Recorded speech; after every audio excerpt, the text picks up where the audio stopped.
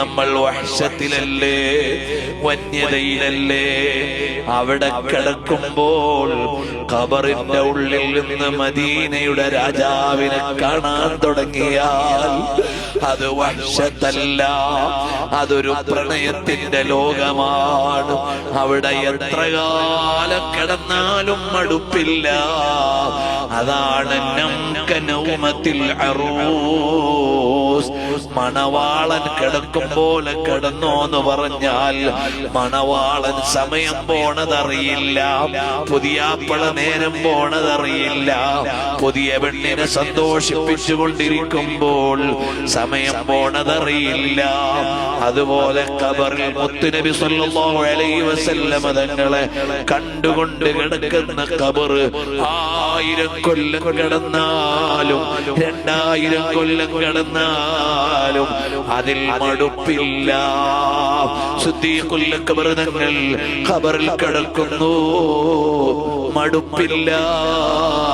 കാരണം പുണ്യഭൂമേനിയെ കണ്ടു തൊട്ട് ചേർന്ന് കിടക്കുകയാണ്. അവർക്ക് വഹ്ശത്തിന്റെ ഖബറല്ല, അത് ലദ്ദത്തിന്റെ ഖബറാണ്, അത് രസത്തിന്റെ ഖബറാണ്. അതുപോലെ നമ്മളെയും നാളെ ജനങ്ങൾ ഖബറിൽ കൊണ്ടുവച്ചിട്ട് പോരുമ്പോൾ ആ കൂരിരുട്ടുള്ള ഖബറിന്റെ ഉള്ളിലേക്ക് ഇദാ തളഅത തഖൂലു ഹാദൽ ബദറുൽ മുനീർ, ബദറുൽ മുനീറായ പുണ്യനബി തങ്ങൾ വരണം. പിന്നെ ഇരുട്ടില്ല.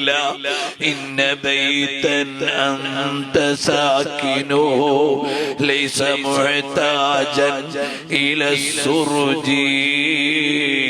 തങ്ങൾ വരുന്ന ഖബറിൽ പിന്നെ വെളിച്ചം വേറെ ആവശ്യമില്ലല്ലോ.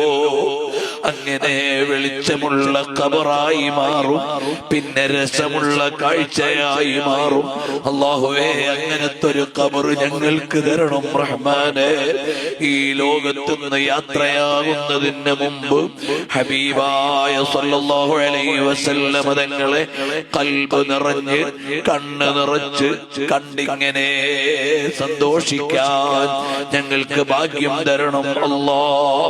മരണം വരെ നബി സല്ലല്ലാഹു അലൈഹി വസല്ലമ തങ്ങളുടെ മദ്ഹ് പറയാൻ ശബ്ദവും ആരോഗ്യവും അറിവും ആഫിയത്തും നീ ഞങ്ങൾക്ക് നൽകണം അല്ലാഹ്.